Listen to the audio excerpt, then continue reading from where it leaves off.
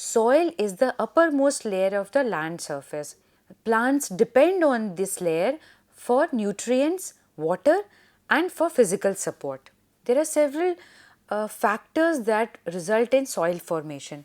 There are 5 different factors that result in soil formation. First is the parent rock, second is the relief, third is time, fourth is climate, and then fifth is plant and animal or organisms. So, the first 3 are known as passive factors, and the last 2 are, or the fourth or fifth are known as active factors of soil formation. So, first we will be dealing with the parent rock, that is the rock that helps in the formation of soil.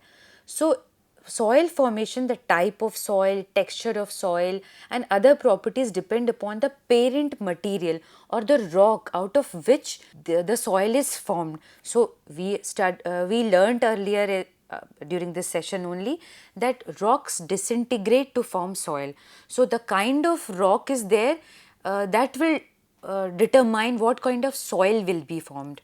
So, soil is dependent upon its parent material or the parent rock, type of soil, the chemicals found in it, the minerals found in it, all depend upon the parent material of the soil mainly, basically chemical composition, content, mineral content, fertility, etc. The second factor is relief. Relief means the slope of the land.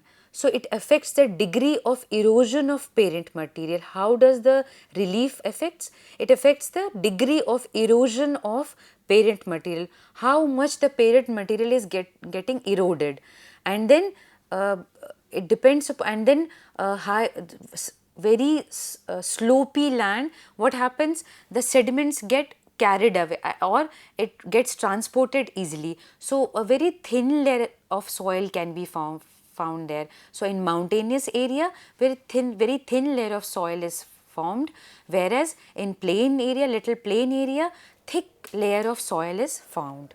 Now, the third factor is time. Soil formation, we all know, is a very slow process and it takes thousands of years to form a thin layer of soil. So, a well developed soil takes very long period of time as a product of physical, chemical and biological process operating collectively, soil is formed. So, time is also a factor that helps in formation of soil. The fourth factor is climate. It reduces difference caused by parent material. So, climate is an active factor as we discussed earlier, and it reduces the difference caused by parent material. It influences biological activities within the soil. So, two different parent rocks may develop same type of soil in one climatic region and vice versa. So, in different kind of climatic region, same parent rock material might develop into different rock or same rock. For example, granite and sandstone result in a sandy soil in Thar desert of India. So, both of them, granite and sandstone, result in the formation of sandy soil. Impact of climate in soil formation. In what manner climate affects soil formation? So, climate, you can see in the figure, climate with its seasonal change in temperature, nature and distribution of precipitation, it results in the process of weathering or it affects the process of weathering, then effectiveness of weathering, then results in the type of plants that is found in that area and type of animals that are found in that area. So, climate results or affects these 4 other aspects, and then all these together have an effect in the formation of soil. Now, the last factor of soil formation is plants and animals. These play an active role in transforming parent material. Dead plants and animals provide organic content to soil. The process of decay through bacterial action results in organic formation of organic matter, and which is known as humus. Humus is what? Is basically determines the fertility of the soil and enhances water retention capacity of the soil. So, in this manner, humus we all know is organic matter, and then it through enhancing its fertility and enhancing the water retention capacity of the soil results in fertility of the soil. Now, we will be dealing with soil horizons. What are soil horizons? Soil horizon is the layers of soil you can see in the picture. One picture is the two-dimensional picture, and then another one is three-dimensional. So, here we all can see different layers of soil depending upon the color and the texture of the soil. So, the topmost soil, then subsoil, substratum, and then unweathered parent materials. Depending upon the quality or characteristics of these layers, they are known as A horizon, E horizon, B horizon, and C horizon. So, the topmost layer we have plants in it, it supports plant, and as you can see in the figure also. So, now what is soil horizon, we will be dealing in detail. The layer of soil which lies almost parallel to the surface is known as soil horizon. It has fairly distinctive soil properties. The distinctive layer are found in soils. So, they differ in physical or chemical composition which results from organic content or structure. There is display of horizons on a cross section through soil, and this is known as soil profile. So, if we cut the soil in this manner, and then so a cross section is found, and so by cutting this we can see various layers of the soil, and this layer is this showing of the layers is known as soil profile. The cross section, when we cut it cross sectionally, layers of the soil are seen, and this is known as soil profile. Now, different horizons of soil, different layers of soil. The first one, as I told you, is A horizon. This is the uppermost layer of the soil, and it is rich in organic matter. The second one is E horizon.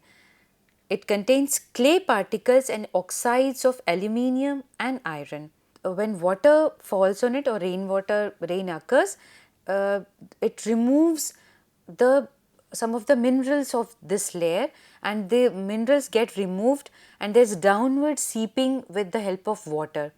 So, pure grains of sand or coarse silt is left in this horizon when the soil is finer particle is gets seeped in the next layer with the help of water. So, coarse material is left behind, sand or grains. The third layer is B horizon. It receives clay particles, aluminium and iron oxides and organic matter from the earlier layer, that is the E horizon. And so, what happens that it receives all these materials, these oxides, iron oxides, organic matter and fine clay particles etc. from the above layer, and gets accumulated in this B layer, that is the third layer. The fourth one is the C horizon. It is basically not considered as soil, a part of soil, because it consists of parent mineral matter. Now, we discussed about soil, how it is formed, the factors affecting soil, and then soil horizons, various horizons of soil. Now, we will be dealing with soil erosion. So, what is soil erosion? You must have heard this word many a times in different contexts. So, what is soil erosion? Soil erosion is basically removal of soil at greater rate than its replacement. We all know that soil gets formed in a very long process, time period. So, soil erosion is basically removal of soil at a greater rate than it is replaced. So, replacement is very slow process. So, erosion takes place at a very fast rate. So, soil erosion is basically removal of soil. How does this occurs? Soil erosion? It occurs by natural agencies like water and wind etc. There are different types of soil erosion. One is by wind erosion, second is sheet erosion, third is rill erosion, and then fourth is gully erosion. We will be dealing with all these four types of erosions, that is wind erosion, sheet erosion, rill erosion and gully erosion in detail. First one is wind erosion. This basically takes place in desert areas or adjoining the deserts. So, what happens that in these areas wind blows at a very fast pace, the velocity of wind is very fast, high. So, what happens it carries away the fine soil particles with it, and then spreads it over in the adjoining area. So destroys, it also destroys the fertility of the adjoining area wherever the sand particles are deposited.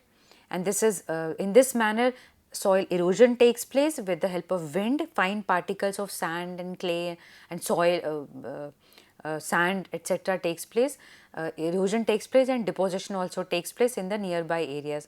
So lots of problematic things also take place for agriculture when these soil particles, sand particles are deposited in the fertile areas. So this takes place mainly in the states of Gujarat, Haryana, Punjab and Rajasthan of India. You can see some of the examples of wind erosion in the pictures. The first picture, here you can see the rock is being has got eroded. So bridge kind of structure has been formed, and this has formed mainly because of the action of wind. So the rock has got eroded, and holes in the rock, big structures of rocks has taken place, and now it has taken shape of bridge. The second picture shows removal of rock surface from a particular layer. The whiter band you can see, from there the wind has eroded and removed the rock particles. So in that, why this is in a banded form in that particular region only? Because if in that area the wind speed is the highest, so wind forces the removal of material in this area at a greater speed or a greater intensity. So this is also an example of erosion by wind action. Second type of soil erosion that takes place is through sheet erosion. What happens? What is sheet erosion? That soil or sediment is removed in the form of sheet. For a larger area, like a sheet, the particles or sediments is removed. So water moves as a sheet and then washes away thin layers of soil with it. It is most commonly found in river beds and floodplains, where the water gets transported and then joins the rivers and small canals. There is removal of topsoil, so soil completely gets exhausted and becomes infertile. You can see in the picture the water is flowing, and then with water, the muddy water you can see. Muddy, why this is muddy? Because it is carrying sediments or soil, the top layer of soil with it, and like a sheet, the whole top layer is being removed from the surface of the earth. Now another type of soil erosion is through rill erosion. What is rill? You must be wondering. So rill is basically small thin channels that are formed on the earth's surface when the water flows. So when rainfall happens, if the rain is taking place at a very heavy pace, so what you can see, water gets transported in thin channels, very thin channels like fingers or maybe thinner than that, and then these thin channels are known as rills. So as you can see in the picture also, these thin channels are known as rills. So in this manner, erosion of the top layer of the soil or rock is taking place and soil erosion is taking place. So this is soil is there, and through rills,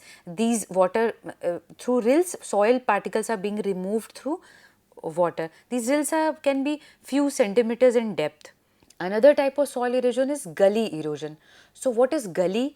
Gully is the larger version of rill. So when rills get transformed into deep furrows, I mean the width increases as well as the depth of the rill. When rills gets increased, it takes the shape of gully. So when the several rills are found at a very vast area, and deeper rills are there and broader rills are there, gullies are there, so this is known as gully erosion. and water gets transported and it also carries away the soil with it. And when this is found at a very large area, vast area, it is known as badland. You must have heard about badlands of Chambal Valley. So what happens there, that these gullies take the place of shape of ravines. So larger rills are known as gullies, and larger gullies are known as, and deeper gullies are known as ravines. So ravines can be like tunnels or whole pathway in the top layer of the soil. These are very commonly found in the Chambal Valley of UP and Madhya Pradesh of India. Picture you can see, these are the ravines and badland of Chambal Valley. So you can see deep furrow, these are the top soil layer, how dissected they are. So many furrows are found, so many undulations can be found in this. So it's not a leveled land. So it becomes very much unsuitable for cultivation or agriculture because it's very much dissected. Ups and downs, so many ups and downs and they are there. It's not a leveled land. So it's good for nothing. You cannot grow anything on that. So this fertility is also lost and it's very undulating. You cannot grow anything on that. So what are the controlling factors of soil erosion? The controlling factors of soil erosion are velocity of water or wind, amount of water, erodibility of water, nature of slope, texture and structure of soil, then nature of precipitation and vegetation cover. So all these factors control soil erosion. Now soil conservation, it's another terminology related to soil erosion, that is soil conservation. What is the importance of soil conservation? What do we mean by soil conservation? So, since soil is an important natural resource and it sustains different types of lives directly or indirectly. So, and moreover, soil process is a very slow process, as we already discussed. So, soil conservation is very important, where we need to conserve the soil and its fertility. So, soil conservation involves methods which prevent soil from being removed. So, what are these methods of soil conservation? First is protection of forest. So, we need to protect the forest for conserving soil. Second is afforestation. First, we need to protect the already existing forest. Then we need to do afforestation. That means we need to plant forests. Then third is flood control. We need to control the flood. Fourth method of soil conservation is planned grazing. So overgrazing, you can see in the picture, grazing is taking place, but overgrazing, when we overgraze the soil, I mean the plant, etc. So what happens? Soil gets exposed and then loosening and washing away of soils takes place. Next is bunding. Bunds are what? Bunds are basically the construction or obstruction that is formed for controlling soil erosion. So bunds are formed across the fields or such areas so that soil erosion stops or does not take place. Another method of soil conservation is bunding. So bunds are formed to control soil erosion. Bunds means obstructions. You can see in the picture, bunds are being created or obstructions are being created. Then next is terracing. Terraces are formed to control soil erosion at a fast pace. Examples you can see in mountainous areas. Contour ploughing is another method of conserving soil. Terracing you can see in the picture. Another method is adoption of strip farming. One strip is farmed and another is left fallow, and likewise. Another is crop rotation. We all know crop rotation. Different crops are grown in different season in the same area. Another is reclamation of land. Reclamation of land means leveling of land for agriculture purposes so that there is less of soil erosion.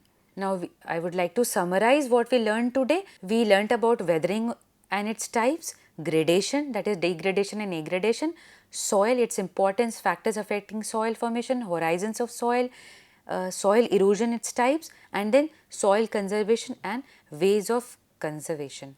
Thank you.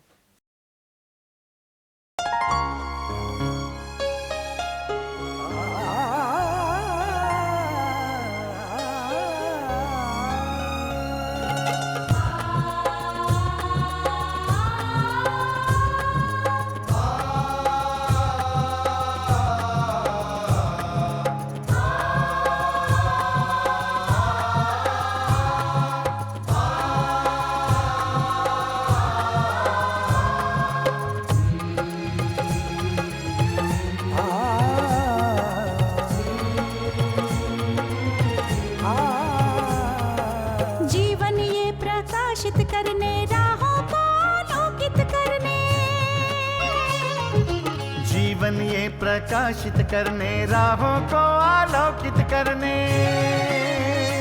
हम अपना दीपक स्वयं बने, हम अपना रास्ता स्वयं चुने।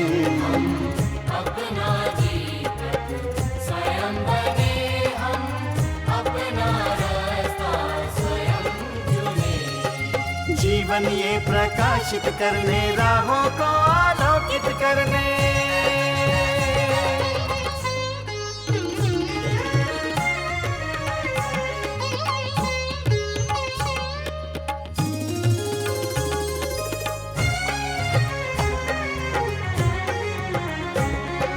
धन साधन समय की सीमा से विद्यालय जो मुक्त हो, धन साधन समय की सीमा से विद्यालय जो मुक्त हो। कभी पढ़े हम कहीं पढ़े, वे विषय की लोच से युक्त हो।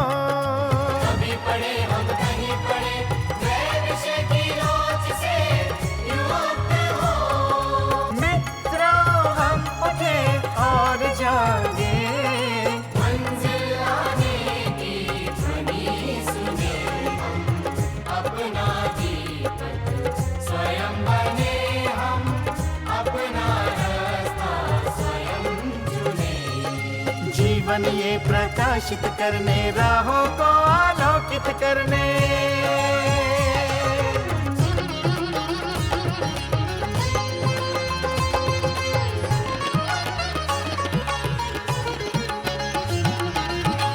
राष्ट्रीय मुक्त विद्यालय का है द्वार खुला सबकी खातिर।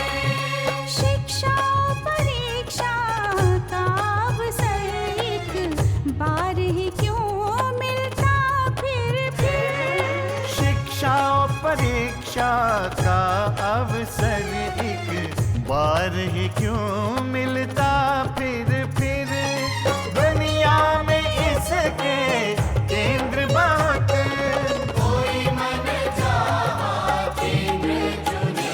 हम अपना दीपक स्वयं बने, हम अपना रास्ता स्वयं चुने। कोई मन चाहा केंद्र चुने। स्वयं बने, हम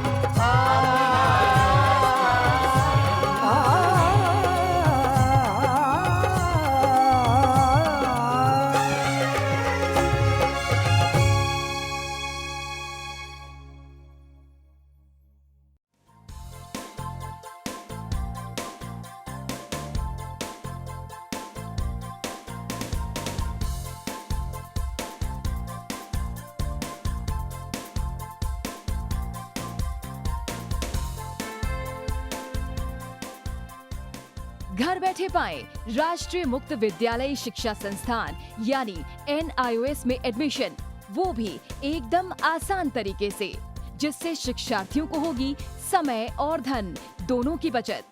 NIOS से शिक्षा कभी भी कहीं भी।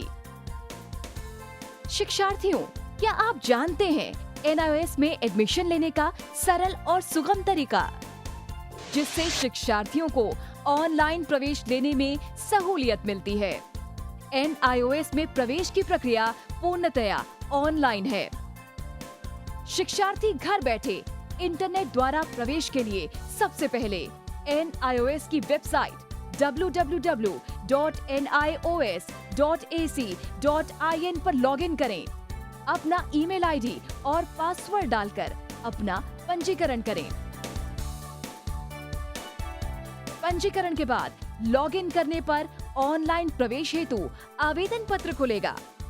आवेदन पत्र को निर्देशानुसार भरें और प्रिंट आउट लें। इस प्रिंट आउट पर अपनी फोटो संलग्न करें। ऑनलाइन प्रवेश के लिए शुल्क हेतु भुगतान के तरीके हैं: क्रेडिट कार्ड के द्वारा, डेबिट कार्ड के द्वारा, राष्ट्रीयकृत बैंक के ड्राफ्ट के माध्यम से, जो कि सचिव NIOS नई दिल्ली या नोएडा के पक्ष में देय हो।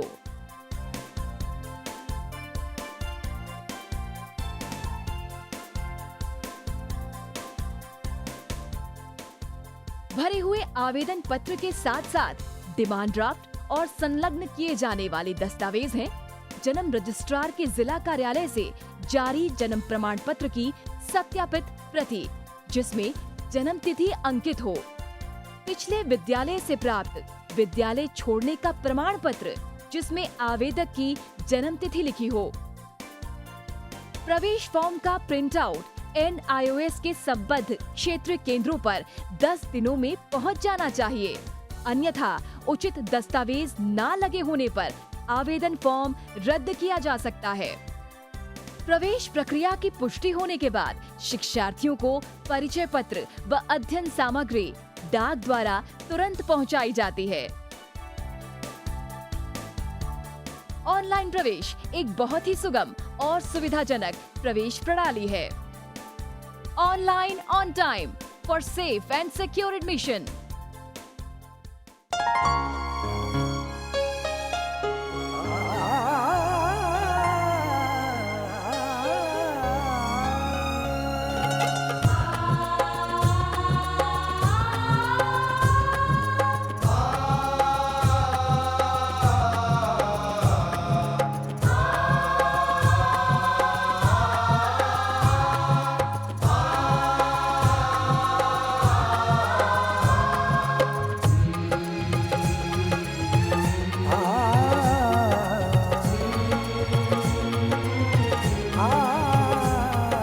जीवन ये प्रकाशित करने, राहों को आलोकित करने,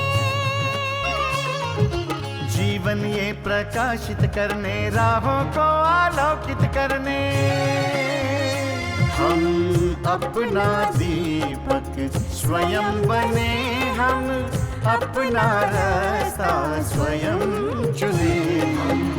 अपना दीपक स्वयं बने, हम अपना रास्ता स्वयं चुने। जीवन ये प्रकाशित करने, राहों को आलोकित करने।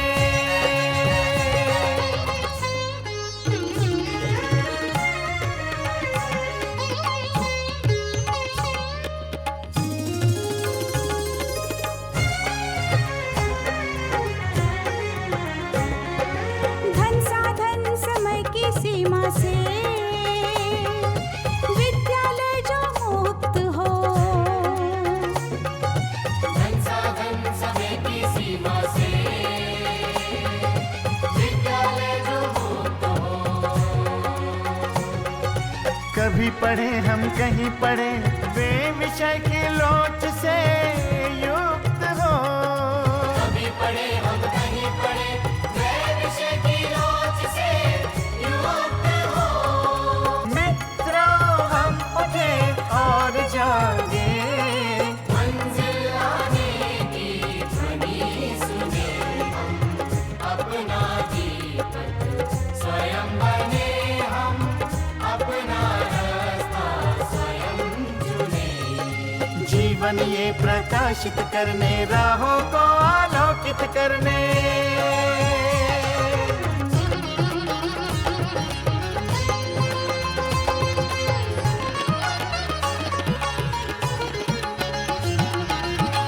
राष्ट्रीय मुक्त विद्यालय का है द्वार खुला सबकी खातिर।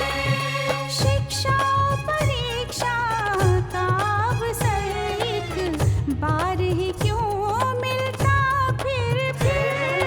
शिक्षा और परीक्षा का अवसर एक बार ही क्यों मिलता